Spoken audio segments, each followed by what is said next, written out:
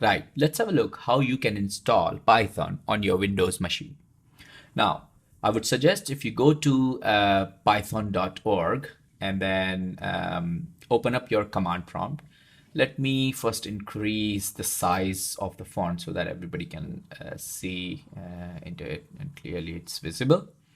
Okay, and then once you have your the command prompt open, check if you have any Python version installed. Uh, on Windows machine, usually Python is not installed, so that's a good news. So that gives us a clear idea that we can go forward and install it. So after going to python.org website, click on the download button.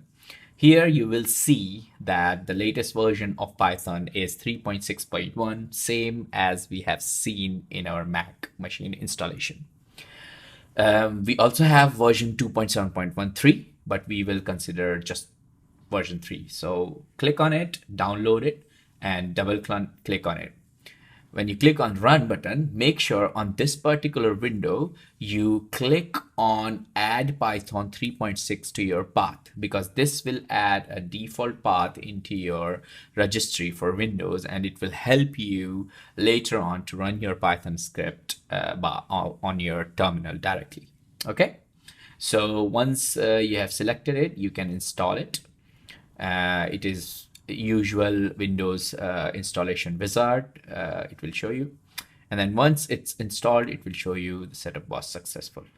Now, what you have to do is you have to go back to your command prompt, close it down, open it again, and then type Python space / version. Here we go. Python 3.6.1 is installed on your machine. So this is great. This is how you install Python. And when you go on your start button, you will see that Python 3 is there. And you can see all the files underneath that folder, which we have seen in the Mac machine also.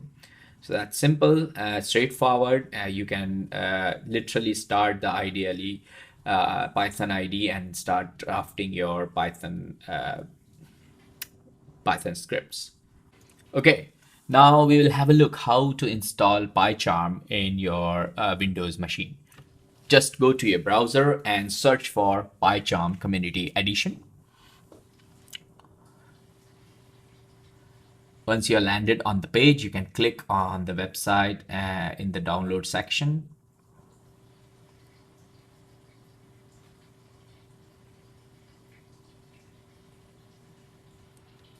Again, click on the download now button. Here you will see two different options. One is the professional version, which comes with a free trial, which will allow you to do all of your code with HTML, JavaScript, SQL, as well as Python.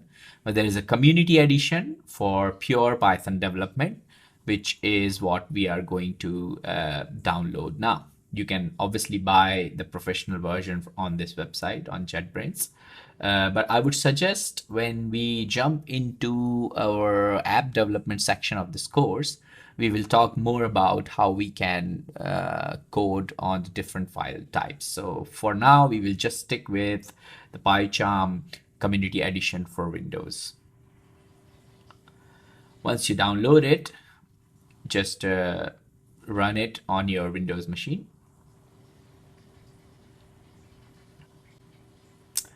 The security dialog box doesn't show on the recording, so you just need to answer yes. And then when you're being presented with the installation wizard, you just have to click on the next button wherever it's applicable.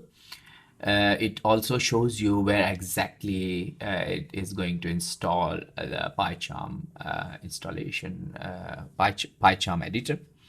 You just need to select 64-bit launcher if you have a 64-bit operating system, which is your Windows. Sometimes it is 32-bit. So it also can create a 32-bit desktop shortcut launcher. Select the .py extension, then next button, and then it will extract all the files which is necessary to install PyCharm on your machine. Then you can select Run PyCharm Community Edition or just click on Finish and then go on your Start menu and then see if you have got Python JetBrains PyCharm installed or not. Here you will see starting for the first time. So if you're a new developer, you do not need to import anything. If you're an old one, then you can configure and installation folder. You can select the installation folder as per your wish.